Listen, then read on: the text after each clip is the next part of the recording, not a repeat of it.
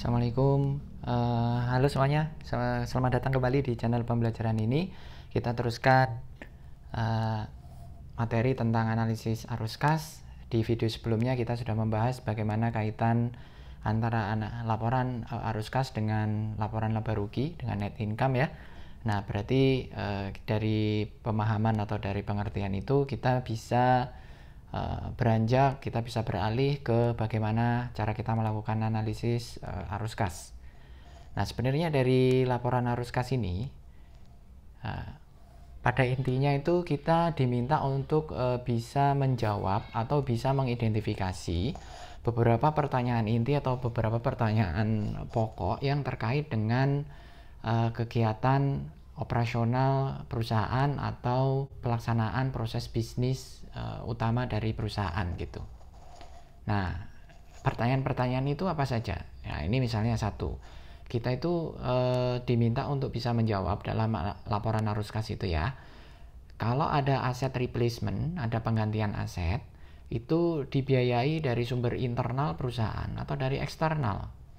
Nah, dari internal itu berarti dari laba ditahan gitu ya, dari kapasitas internal perusahaan sendiri, atau mendapatkan dari pembiayaan dari eksternal fund, dari bank atau dari obligasi gitu ya. Itu kan dari pihak eksternal tuh.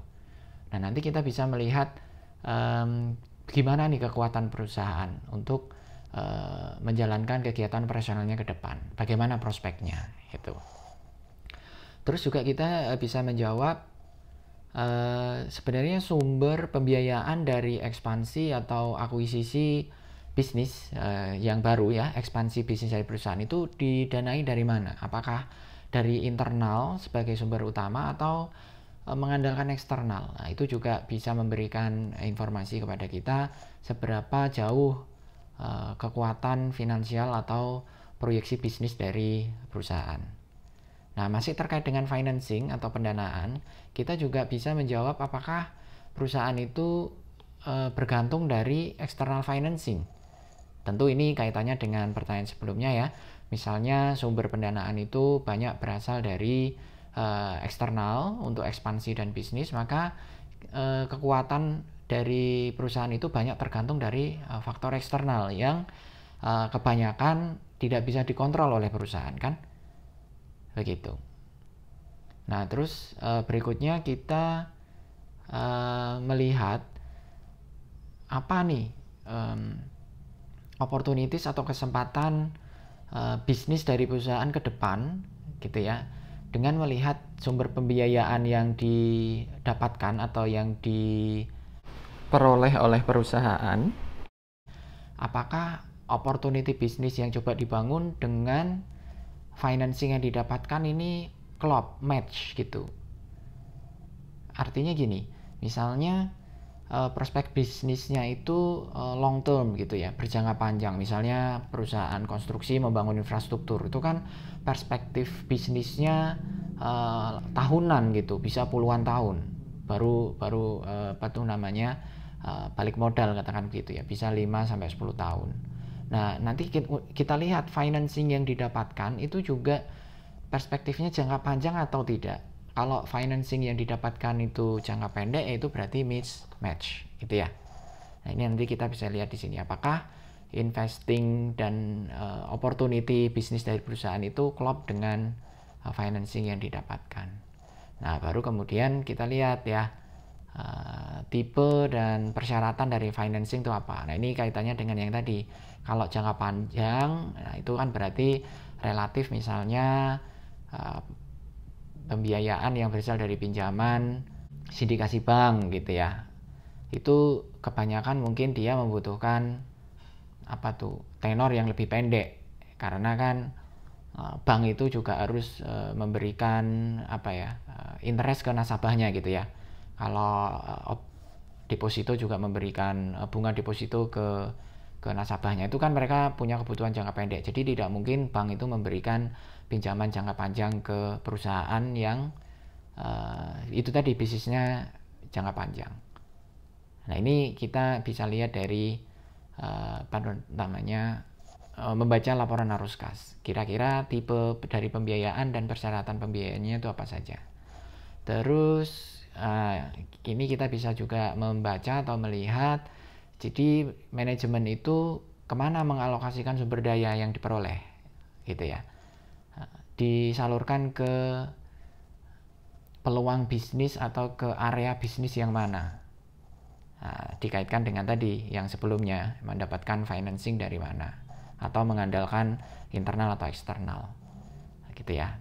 Nah, ini juga kemana investasi itu dilakukan, ini terkait ini.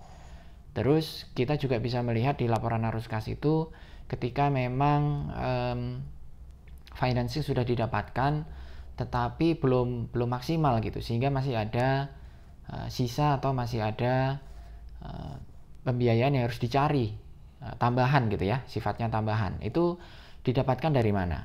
Nah, gitu ya. Additional cash didapatkan dari mana untuk membiayai kegiatan bisnis atau rencana ekspansi bisnis dari perusahaan. Nah, dengan menjawab pertanyaan-pertanyaan ini, maka sebenarnya kita itu bisa melihat cash flow itu bagian dari informasi gitu ya. Kan dia bagian dari laporan keuangan ya. Nah, informasi laporan keuangan yang ada di cash flow itu kita gunakan sebagai validator gitu ya. Sebagai alat untuk melakukan validasi terhadap analisis keuangan yang kita lakukan. Apa saja tuh dimensi validasi? Apa sih yang divalidasi? Nah, kita bisa memvalidasi dari laporan arus kas itu pertama tentang tingkat kelayakan dari capital expenditure perusahaan. Jadi tingkat kelayakan dari itu tadi, pembiayaan capex yang dilakukan oleh perusahaan.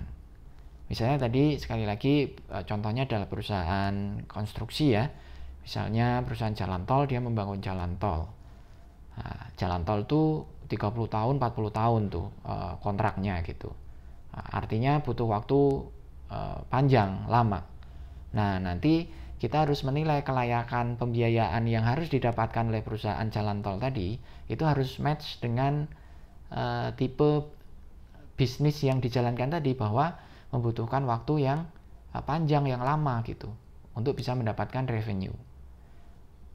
Nah, kalau pembiayaannya itu memang didapatkan dari segi nominal, dari segi jumlah, tetapi misalnya persyaratan, misalnya kemudian interest, misalnya kemudian ketentuan lain yang terkait dengan pinjaman, itu mempunyai dimensi jangka pendek. Nah, itu berarti walaupun secara nominal itu terpenuhi, klop gitu ya, tetapi secara kelayakan itu tidak layak gitu.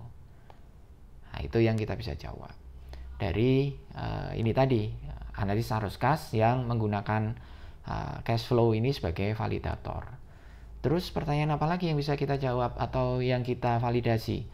Nah, kita bisa memvalidasi bahwa sumber ekspansi atau sumber pendanaan dari ekspansi bisnis perusahaan itu berasal dari mana gitu ya. Cash source in financing expansion itu dari internal atau dari eksternal. Nah, ini terkait dengan yang bawahnya ini.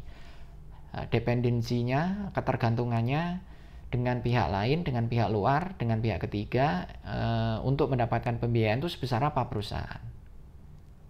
Nah, terkait dari dependensi atau ketergantungan tadi, itu kita nanti bisa memvalidasi kemampuan perusahaan untuk membayar baik interest maupun pokok gitu ya, debt service-nya.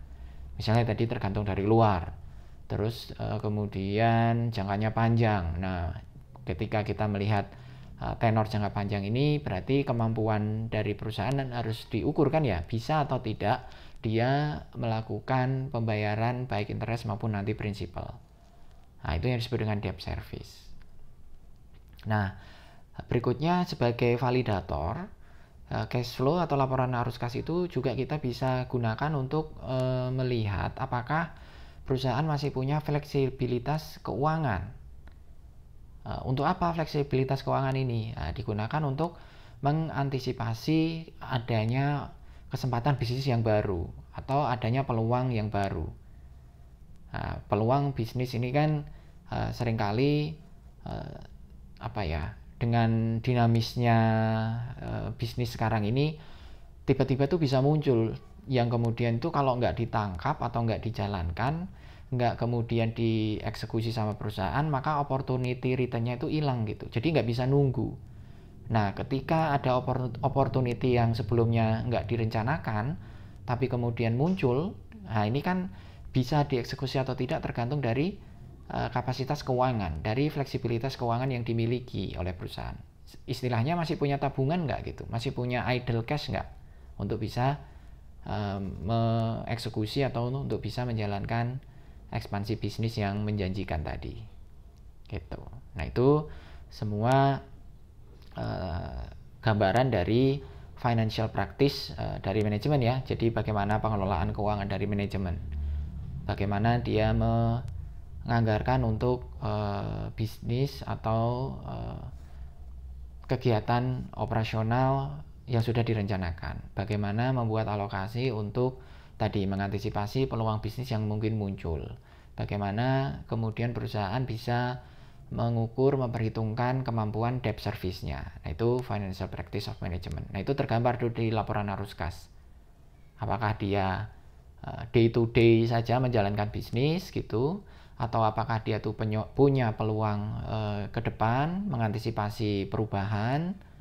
Nah, itu juga tergambar di laporan arus kas, atau dia itu sebenarnya sudah terganggu operasionalnya gitu.